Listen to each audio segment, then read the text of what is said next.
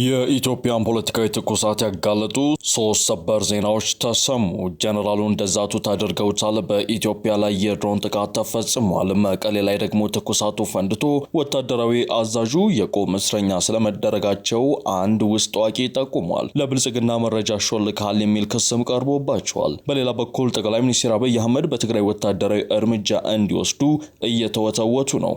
ነገሩ እጅጉን ከሯል። ትኩሳቱም እንደ ፊኛ ተወጥሯል። ያልታሰበ ነገር እየተፈጠረም ይመስላል። ለአራት ኪሎ ሁሉም ነገር ራስ ምታትና ጭንቅ ሆኖበታል። አሁን ደግሞ ከትራምፕ በኩል ማስጠንቀቂያ ተሰጥቶታል። ይህ አዲስ ፖስት ሚዲያ ነው። ቪዲዮ ላይክ አድርጋችሁ ጀምሩ። ዋናዎቹን አስቀድም። በኢትዮጵያ ላይ የድሮን ጥቃት ተፈጸመ። ዓለም አቀፉ የዜና ወኪል የአልቡራን ጦር ኢትዮጵያ ላይ የድሮን ጥቃት መፈጸሙን የሚገልጽ መረጃ ከደቂቃዎች በፊት በሰበር ዜና አሰራጭቷል። በተጨማሪም ካርቱምን ለመደብደብ ከኢትዮጵያ የተነሳ ሌላ ድሮን በዛሬው ዕለት ተመቶ ወድቋል። ክስተቱ ለኢትዮጵያ ታላቅ አደጋን የፈጠረ ነው። በዘገባችን በዝርዝር እናስደምጣቸዋለን። ጄኔራሉ እንዳይንቀሳቀሱ የቁም እስረኛ ተደረጉ። ወታደራዊ አዛዡ የቁም እስረኛ እንዲሆኑ የተደረጉት በህወሓት አክቲቪስቶች በኩል ለብልጽግና ሚስጥራዊ መረጃ አሳልፎ ሰጥቷል በሚል ዘመቻ ከተከፈተባቸው በኋላ ነው። በተዋጊ ጄቶች ጭምር ቅኝት በተደረገባት መቀሌ ከፍተኛ ስጋት የሰፈነ ሲሆን የአየር ድብደባ ሊፈጸም ይችላል በሚል የጥንቃቄ መልእክቶች ተሰራጭተዋል። ጌታቸው ረዳ የቡድን መወገድ አለበት የሚል ምክር ሐሳብ ለጠቅላይ ሚኒስትር አብይ አህመድ ማቅረባቸው ሲሰማ፣ በተመሳሳይ የእርሳቸው የፓርቲ አጋርም ህወሓትን አስወግድልን ሲሉ ለአብይ መልእክት ልከዋል። እንቃኘዋለን። በአሰብ ጉዳይ ትራምፕ የኢትዮጵያ መንግስት አስጠንቅቀዋል። አርፋችሁ ተቀመጡ፣ ባህር በርን በጦርነት አታስቡት፣ አታልሙት፣ የሚሆን ነገር አይደለም ሲሉ ማስጠንቀቃቸውን ሮይተርስ የዋይት ሃውስ ሁነኛ ምንጮቹን ዋቢ አድርጎ ዘግቧል። በባህር በር ጉዳይ ኢትዮጵያ ኤርትራ ላይ ጦርነት እንዳትከፍት አሜሪካ ማስጠንቀቋ በቀጠናው ያለውን የኃይል አሰላለፍ ለውጥ ያጋለጠ ክስተት ሆኗል። በተጨማሪም ኤርትራ በኢትዮጵያ የውስጥ ፖለቲካ እያደረገች ያለውን አተራማሽ እንቅስቃሴ እንድታቆምም ዋሽንግተን አሳስባለች። ከቅርብ ጊዜ ወዲህ በትራምፕና በኢሳያስ አፈወርቂ መካከል የተጀመረው አዲስ ወዳጅነት ለኢትዮጵያ ታላቅ ስጋትን የፈጠረ ክስተት ሆኗል። የተወደዳችሁ የቻናላችን ቤተሰቦች እነዚህና ሌሎች መረጃዎችን በስፋት የምንቃኝ ይሆናል። እንደተለመደው ቪዲዮ ላይክ አድርጉ። እስከ መጨረሻው አብራችሁን እንድትቆዩ ግብዣችን ነው። ወደ ዝርዝሮቹ እናምራ። ነውጠኛ እንደሆኑ የሚነገርላቸው የአሜሪካው ፕሬዝዳንት ዶናልድ ትራምፕ በአሰብ ጉዳይ የኢትዮጵያ መንግስት ያስጠነቀቁበት ሰነድ እያነጋገረ ይገኛል። አርፋችሁ ተቀመጡ፣ ባህር በርን በጦርነት አታስቡት፣ ህልም ነው ሲሉ ማስጠንቀቃቸውን ሮይተርስ ዘግቧል። በባህር በር ጉዳይ ኢትዮጵያ ኤርትራ ላይ ጦርነት እንዳትከፍትም ትራምፕ አስጠንቅቀዋል። በተጨማሪም ኤርትራ በኢትዮጵያ የውስጥ ፖለቲካ ውስጥ ያደረገች ያለችውን አተራማሽ እንቅስቃሴ በተመለከተ ማስጠንቀቂያ ተሰጥቷታል። የአሜሪካና ኤርትራ ከቅርብ ጊዜ ወዲህ መሩት ግንኙነት እያነጋገረ ሲሆን ይህ ደግሞ ለኢትዮጵያ ታላቅ ስጋትን ፈጥሯል። ሮይተርስ የዜና ወኪል በዛሬው ዕለት ባሰራጨው ዘገባው አሜሪካ በቀይ ባህር ዳርቻ ቁልፍ ቦታ ላይ በምትገኘው በኤርትራ ላይ የጣለቻቸውን ማዕቀቦች ልታነሳ ነው፣ ይህንንም የአሜሪካ መንግስት ካዘጋጀው ውስጣዊ ሰነድ ተመልክቻለሁ ብሏል። ይህ የአሜሪካ ውሳኔ ከአስመራ ጋር ያላትን ግንኙነት ለማሻሻልና ጎረቤት ሀገር ኢትዮጵያ ከኤርትራ ጋር ወደ ጦርነት እንዳትገባ መልእክት ለማስተላለፍ ያለመ ነው። አሜሪካ ከኢራን ጋር በገባችው ጦርነት ምክንያት የሆርሙዝ ወሽመጥ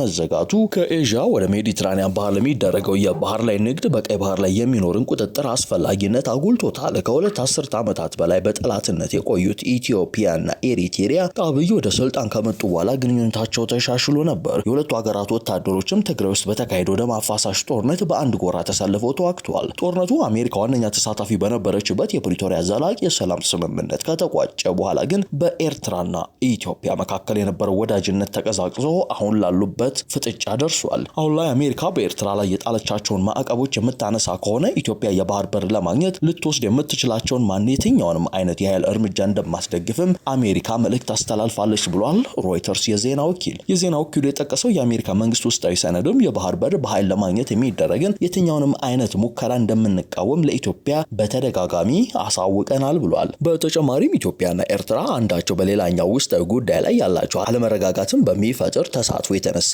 ማሳሰቢያ ተሰጥቷቸዋል ይላል ዘገባው። ይህ በእንዲህ እንዳለም ከአንድ ሳምንት በፊት ዎል ስትሪት ጆርናል የፕሬዝዳንት ትራምፕ አስተዳደር አሜሪካ ከኤርትራ ጋር ያላትን ግንኙነት ለማሻሻል እያሰበች ስለመሆኑ ዘግቦ ነበር። ጨምሮም የትራምፕ አስተዳደር አሜሪካ በኤርትራ ላይ የጣለቻቸውን ማዕቀቦች የማንሳት ሂደት ለመጀመር ፍላጎት እንዳላትና አሜሪካ ከአስመራ ጋር ግንኙነቷን ለማሻሻል የሚያስችሉ እርምጃዎችን ለመውሰድ ግምገማ እያደረገች ነው ብሎም ነበር።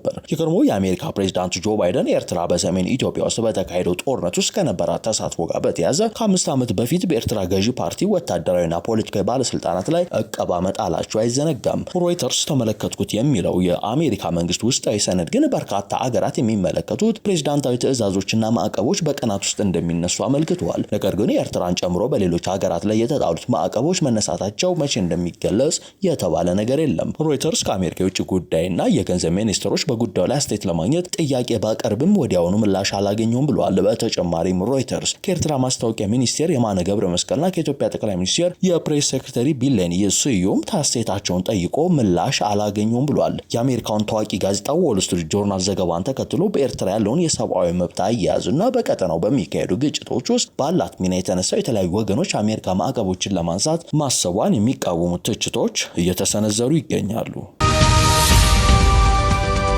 ወደ ሌላኛው መረጃችን ስናመራ በኢትዮጵያ ላይ ስለተፈጸመው የድሮን ጥቃት የተመለከተውን መረጃ እናገኛለን። በኢትዮጵያ ላይ አስደንጋጭ የድሮን እና የሮኬት ጥቃት ተፈጽሟል። ሮይተርስ የአልቡርሃን ጦር ኢትዮጵያ ላይ የድሮን ጥቃት መፈጸሙን ዘግቧል። በተጨማሪም ካርቱምን ለመደብደብ ከኢትዮጵያ የተነሳ ሌላ ድሮን በዛሬው ዕለት ተመቶ ወድቋል። ክስተቱ ለኢትዮጵያ ታላቅ አደጋን የፈጠረ ሆኗል። በዛሬው ዕለት የአልቡርሃን ጦር በኢትዮጵያ ቤኒሻንጉል ጉሙዝ ኩርሙክ በተባለ ግዛት ውስጥ የድሮን ጥቃት ፈጽሞ 2 ንጹሃን ዜጎች መገደላቸው እንደዚሁም ደግሞ ወታደራዊ ካምፖች ላይ ጉዳት ስለመድረሳቸው ሮይተርስ ዘግቧል። ከዚህ በዘለለ ግን ዘገባው ተጨማሪ ማብራሪያን አላመጣም፣ ተጨማሪ ማብራሪያን አላቀረበም። በሌላ በኩል ከድሮን መካሰሱ ማግስት በአዲስ አበባና በካርቱም መካከል የተፈጠረውን ውጥረት የሚያባብስ ክስተት አጋጥሟል። ከባህር ዳር የተነሳ ድሮን ተደበደብኩኝ የሚለው የጀነራል አልቡርሃን ጦር ዛሬ ደግሞ ዳግመኛ የተላከበትን ድሮን መቶ እንደጣለ አስታውቋል። የሱዳን ጦር መነሻውን ኢትዮጵያን የተባለ ድሮን መቶ መጣሉን በቪዲዮ አስደግፎ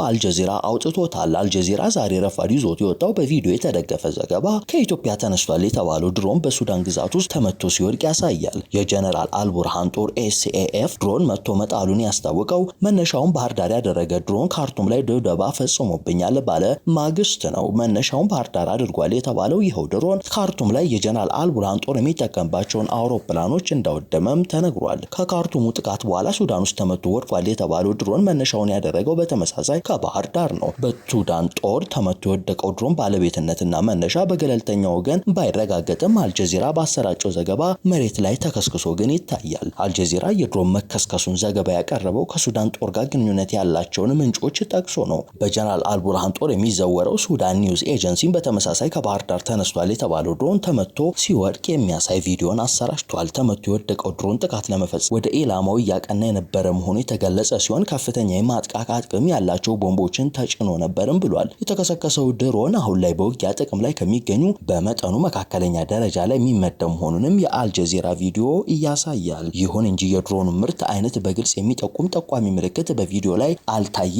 ምንም እንኳን የድሮኑ ባለቤት በውል ባይገለጽም ከተባበሩት አረብ ኤሚሬቶችና ኢትዮጵያ ጋር ግንኙነት ያለው ስለመሆኑ የሱዳን ጦር እያስታወቀ ነው። የሱዳን ጦር ከትናንት በስቲያ መነሻውን ባህር ዳር ያደረገ ድሮን ካርቱም ላይ ድብደባ እንደፈጸመበት ገልጾ ነበር። ጥቃቱን የፈጸሙት የፈጥኖ ደራሽ ኃይሉ ኤሚሬትስ እና ኢትዮጵያ ናቸው የሚል ክስም ቀርቧል። የኢትዮጵያ መንግስት ግን የቀረበበትን ውንጀላ አስተባብሎ በምላሹ የሱዳን ጦር በተደጋጋሚ የፈጸማቸውን አደገኛ ጥፋቶች ደብቆ ቆይቷል ብሏል። ሱዳን እንደዋት ያሉ የመንግስት ተቀናቃኝ የታጠቁ ኃይሎችን በመደገፍ የጸረ ኢትዮጵያ ኃይሎች መሰባሰቢያ ሆናለች በማለትም ከሷል። እንደ አሜሪካ፣ ሳውዲ አረቢያ፣ ኳታርና የአውሮፓ ህብረትን ጨምሮ ታላላቅ የዓለም ሀገሮች በካርቱም ዓለም አቀፍ አየር ማረፊያ ላይ ተፈጸመው የድሮን ጥቃት አውግዘዋል። እነዚህ ኃይሎች በሱዳን እየተካሄደ ያለው ግጭት በአፋጣኝ እንዲቆም ጥሪ ያቀረቡም ሲሆን በተለይም እንደ አየር ማረፊያ ያሉ የሲቪል መሰረተ ልማቶች ላይ ጥበቃ ሊደረግባቸው ይገባል ብለዋል።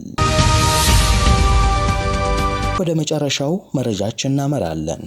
ጄኔራሉ እንዳይንቀሳቀሱ የቁም እስረኛ ተደረጉ። ጄኔራሉ የቁም እስረኛ እንዲሆኑ የተደረጉት በህወሓት አክቲቪስቶች በኩል ለብልጽግና ሚስጥራዊ መረጃ አሳልፈው ሰጥቷል በሚል ዘመቻ ከተከፈተባቸው በኋላ ነው። በተዋጊ ጄቶች ጭምር ቅኝት በተደረገባት መቀሌ ከፍተኛ ስጋት የሰፈነ ሲሆን ጌታቸው ረዳ የቡድን መወገድ አለበት ሲሉ ለአብይ ጥያቄ አቀርበዋል። በተመሳሳይ የእርሳቸው የፓርቲ አጋርም መወገድ አለባቸው የሚል መልእክትን አሰራጭተዋል። ዶክተር ደብረጽዮን ገብረ ሚካኤል በትላንትናው ዕለት ራሳቸውን የትግራይ ክልል ፕሬዝዳንት ፕሬዝዳንት አድርገው ከተሾሙ በኋላ በክልሉ ያለው ውጥረት እየገነፈለ ነው። በጉዳዩ የፌዴራል መንግስቱ ዝምታን የመረጠ ቢሆንም ወደ 4 ኪሎ የሸሹ የቀድሞ የትግራይ አመራሮች ግን አብይ እርምጃ ይውሰዱልን እያሉ እየወተወቱ ነው። እንደ ፊልድ ማርሻል ብርሃኑ ጁላ ሁሉ ቡድኑን በካንሰርነት በመፈረጅ መነቀልና መወገድ አለበት የሚል ምክረ ሐሳብ ለብልጽግናው መንግስት እያቀረቡም ናቸው። ከነዚህም መካከል የአብይ አማካሪ የሆኑት አቶ ጌታቸው ረዳና ፕሮፌሰር ክንደያ ገብረሕይወት የሰጧቸው አስተያየቶች ለአብነት ሊጠቀሱ የሚችሉ ናቸው። ፕሮፌሰር ክንደያ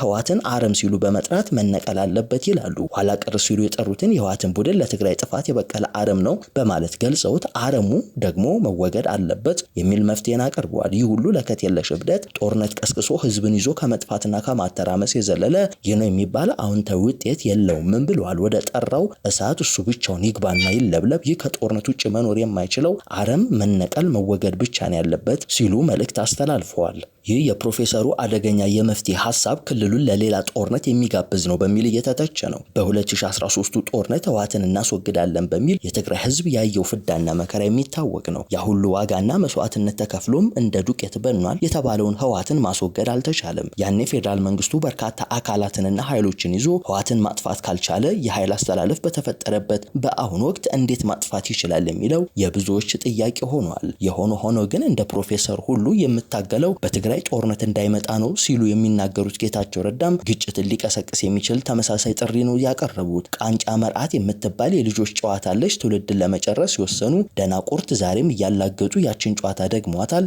ልንስቅ ነው ወይስ ልናለቅስ? እነዚህ አካላት ሳይባረሩና ሳይጠረጉ የትግራይ ህዝብ ሰላም አያገኝም የሚል አደገኛ ጥሪ አቅርበዋል። ይህ በእንዲህ እንዳለ ኮሎኔሉ በህወሓት ትዕዛዝ የቁም እስረኛ መደረጋቸውን የሚገልጽ መረጃ ከወደ መቀሌ ተሰምቷል። ይህም በመቀሌ ሰማይ ስር ያንዣበበውን ጥቁር ደመና ያሳየ ክስተትም ሆኗል። የቁም እስረኛ እንዲሆን የተደረጉት ወታደራዊ አዛዥ ኮሎኔል ተወልደ እምባቦ ናቸው። በኢህአዴግ ዘመን ባህር ዳር ውስጥ በነበረው የምዕራብ እዝ ውስጥ የወታደራዊ ደህንነት ኃላፊ ሆነው ያገለገሉት እኚህ ኮሎኔል በአሁኑ ወቅት በፋኖና ህወሓት መካከል የጠነከረውን ግንኙነት ከፈጠሩ ግለሰቦች መካከል ቀዳሚው እንደሆኑ ይነገርላቸዋል። ኮሎኔሉ ካለፈው ሳምንት አንስቶ በአገር ውስጥና በውጭ ባሉ የህወሓት የፕሮፓጋንዳ ልሳናት በኩል ባንዳ የሚል ስም ተፈርጀው ዘመቻ ሲደረግባቸው ነበር የሰነበተው። ኮሎኔሉ ላይ ዘመቻ የተከፈተው ከመቀሌ ለብልጽግና ሚስጥራዊ መረጃዎችን እያሾለከ ነው በሚል ነው። ይህን ተከትሎ ከትናንት አንስቶ ከመቀሌ እንዳይንቀሳቀሱ መታገዳቸውንና ጥብቅ ቁጥጥር እየተደረገባቸው እንደሚገኝ ተሰምቷል። የተወደዳችሁ የቻናላችን ቤተሰቦች ለአሁን ያዝናቸው መረጃዎቻችን እነዚህን ይመስሉ ነበር። አብራችሁን ስለቆያችሁ እናመሰግናለን። መልካም ቀን።